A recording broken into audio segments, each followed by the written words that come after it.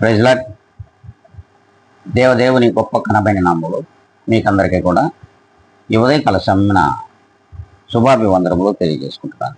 ఈ దినం దేవుడు మనకిచ్చినటువంటి ఒక నూతనమైన వాగ్దానం, గొప్ప వాగ్దానం.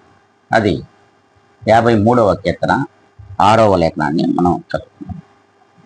దేవా, నీ నామము ఉత్తమం, నేను దానికి కృతజ్ఞతాస్తుతులు చెల్లించుతున్నాను.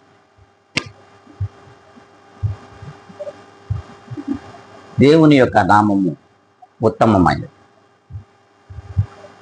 అన్ని నామముల కన్నా పైనున్న నామము క్రీస్తు యేసు నామము. ఇది మారనిది,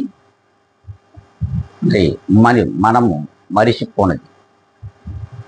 ఇట్టి మరిచిపోని మారని నామము బట్టి మనము ఆయనకు కృతజ్ఞత స్తుతి స్తోత్రములు చెల్లించేవారుగానే ఉండాలి.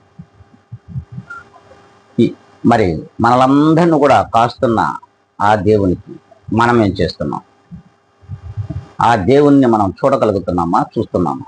ఒక్కసారి ఆత్మ పరిశీలన చేసుకొని ఏ దినము నుండి అయినా సరే, ప్రభువా నీ నామము ఉత్తమము, నీకు కృతజ్ఞతా స్తుతులు చెల్లించుచున్నాను అని అనుదినము నీ యొక్క ప్రార్థనలో ఉండాలని మరి ఈ వాక్యము మనందరితో మాట్లాడుతుంది.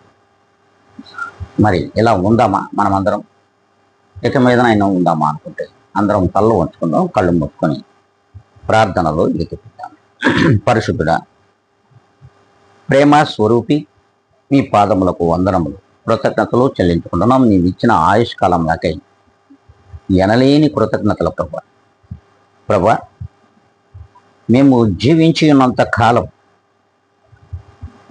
మీకు కృతజ్ఞతలు చెల్లించుకునే వారిగా, అన్ని నామముల కన్నా మీ నామమే ఉత్తమమైనదని ఎరిగి జీవించే అట్టి కృపా సహాయమును మాకును మెండుగా దయచేయమని బ్రతిమలాడుకుంటూ, నీ ప్రియ జనులను విశ్వాసులను మీ చేతులకు అప్పగించుకుంటూ, నీ దాసుడనైన నన్ను నేను మిక్కిలిగా తగ్గించుకొని క్రీస్తు యేసు నామమున అడిగి వేడుకొని ప్రార్థిస్తున్నాను మా తండ్రి.